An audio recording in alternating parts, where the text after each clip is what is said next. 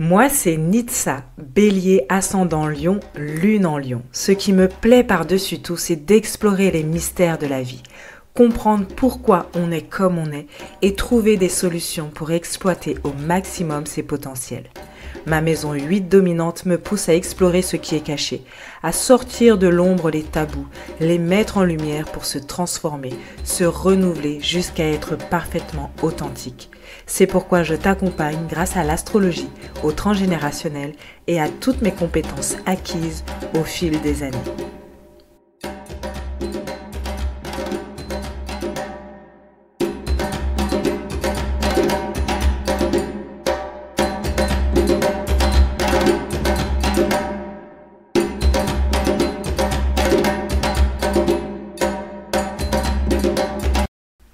Bonjour et bienvenue dans ce jour 19 de 24 jours pour s'aimer.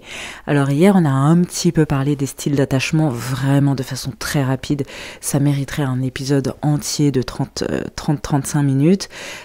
Aujourd'hui on va parler un peu de l'axe bélier-balance parce que une fois que tu as compris un peu tes styles d'attachement, compris en tout cas que tu as pris un peu conscience de la façon dont tes parents t'ont nourri ou ne t'ont pas nourri, et que tu es dans ce chemin pour aller te nourrir toi-même, nourrir un peu ton enfant intérieur, et bien après le but c'est de trouver un équilibre entre égoïsme et soin de l'autre.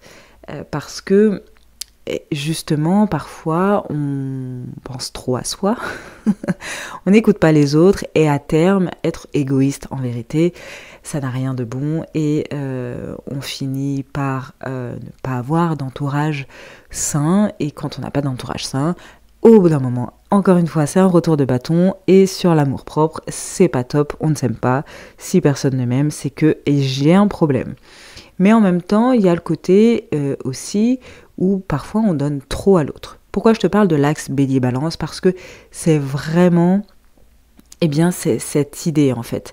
Dans le cliché du bélier et de la balance, d'ailleurs, en ce moment, depuis quelques mois maintenant déjà, les nœuds lunaires sont passés dans l'axe bélier-balance. Donc, c'est un peu cette demande collectivement de comment le nœud nord est en bélier. Donc, comment est-ce qu'on peut faire attention à soi, de ne pas s'oublier, de penser à soi, de ne pas tout donner aux autres.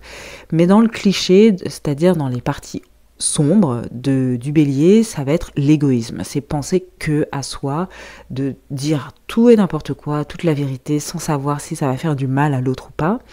Et dans les parties sombres de la balance, c'est ne penser qu'à l'autre. La balance, elle est vraiment dans la dualité, elle est reliée en fait à la maison 7. Donc la maison 7, c'est la maison de la dualité, c'est la maison du partenariat, du mariage, etc. Alors que le bélier est relié à la maison 1 de l'individu, l'individualité, c'est moi, je m'affirme, c'est le premier signe du zodiaque, donc c'est moi, je m'affirme. Et donc, eh bien, ce qui est intéressant, c'est que cet axe, comme tous les axes, taureau, scorpion, gémeaux, sagittaire, à chaque fois il y a du bon à prendre, mais bon, là j'ai choisi l'axe bélier balance parce que finalement le bélier a beaucoup à apprendre de la balance et la balance a beaucoup à apprendre du bélier. Et donc moi ce que je te demande c'est justement de prendre des choses du bélier, les choses saines, et de prendre des choses de la balance, les choses saines de la balance. Le bélier, je rappelle, c'est donc l'individualité. C'est le fait de penser à soi, je m'affirme, je sais ce que je veux, je sais ce qui est important pour moi, je connais mes besoins et en fait, je ne vais pas laisser les autres m'empêcher de nourrir mes propres besoins, je ne vais pas empêcher une situation, un contexte, un travail... quelque chose comme ça, faire que je vais pas me sentir bien en fait. Je veux dire, le but c'est que je me sente bien à tout moment. Bon, petite parenthèse, je suis bélier, la plupart du temps ça impressionne les gens que voilà, j'ai arrêté mon métier de prof parce que ça ne me plaisait pas. En fait, j'ai fait vraiment beaucoup de métiers et c'est ok, et pour moi c'est une évidence en fait. Je ne peux pas rester dans quelque chose qui ne me plaît pas en fait. Mes besoins ne sont pas nourris, je me sens pas bien, en fait j'arrête et je change. Voilà. Alors que de l'autre côté, la balance, elle va pas être comme ça, elle va vraiment beaucoup se remettre en question, se poser des questions, est-ce que c'est le bon choix, etc. Donc là, tu as beaucoup à apprendre du bélier dans les bonnes choses, c'est-à-dire, c'est pas bon pour moi, j'ai pas à tergiverser. En fait, si c'est pas bon, c'est pas bon. Fin. Voilà, c'est pas bon, soit je modifie quelque chose, soit je fais disparaître la chose. Voilà, si en fait, même des trucs très futiles, hein, mes vêtements ne me vont plus, bah je change de vêtements. À un moment donné, stop, il n'y a pas besoin de réfléchir, est-ce que c'est vraiment le bon moment, est-ce que je peux peut-être... Non, si il y a une situation, une relation amicale où ça ne va pas, c'est pas la peine de tergiverser, de prendre sur toi, tu dis à la personne, sans être brutal, tu expliques à la personne que ça ne va pas, que tu n'as pas aimé ça, et que tu aimerais voilà, que certaines choses modifient. Enfin, peu importe, dans tous les domaines, en fait, s'il y a quelque chose qui ne va pas, modifie ou fais-le disparaître. On s'entend quand je dis fais-le disparaître que tu ne vas pas devenir un Dexter, évidemment. Je ne vais pas de faire disparaître des gens. Bref, donc c'est comment est-ce que je peux affirmer mes besoins davantage en tant que bélier. D'accord ? Imagine, tu es un bélier, tu as envie de quelque chose, c'est important pour toi, tu t'affirmes, tu le fais. Mais le bélier a aussi beaucoup à apprendre de la balance, qui demande plus de douceur, qui apporte plus de douceur, d'harmonie, pour qui, en fait, les autres sont quand même importants. Faire en sorte que les autres se sentent bien, faire en sorte que les autres aient leur propre place, c'est important pour la balance. Donc, tu as aussi à apprendre de la balance, et donc, comment est-ce que tu peux affirmer tes besoins tout en étant dans la douceur, en apportant de la douceur pour toi, hein, aussi, c'est-à-dire ne pas non plus être dans le combat avec toi, et être dans un combat intérieur, dans un combat mental, etc. avec toi, mais apporter de la douceur, apporter de l'harmonie dans ta vie, dans ta façon d'être, dans tes mots, dans tes gestes, dans ton rapport aux autres, dans tes mouvements, tout en aussi pensant aux autres. C'est-à-dire que lorsque on nourrit de façon harmonieuse nos relations, on se sent bien, parce que je rappelle que nous sommes des êtres humains, et donc nous sommes des êtres sociaux.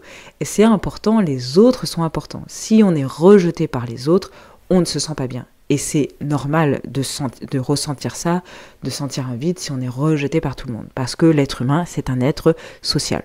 Donc, nourrir des relations harmonieuses, douces, en prenant en compte les besoins des autres. Prendre en compte, ça ne veut pas dire faire passer les besoins des autres avant les tiens. Les prendre en compte, c'est-à-dire qu'il n'y a pas que tes besoins qui sont importants, mais il y a les besoins des autres également, apporter de l'harmonie quand tu parles avec eux. Tout ça, ça va nourrir ton intérieur, ça va faire en sorte que les gens, ils vont bien t'aimer.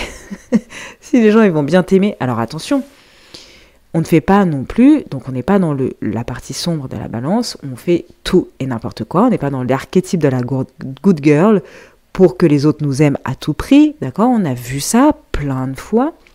Mais en tout cas, lorsque tu fais attention aux autres, lorsque tu leur laisses leur juste place, lorsque tu fais attention à leurs besoins, mais que tu affirmes aussi tes propres besoins, non seulement ça les inspire parce qu'ils se disent « Waouh !»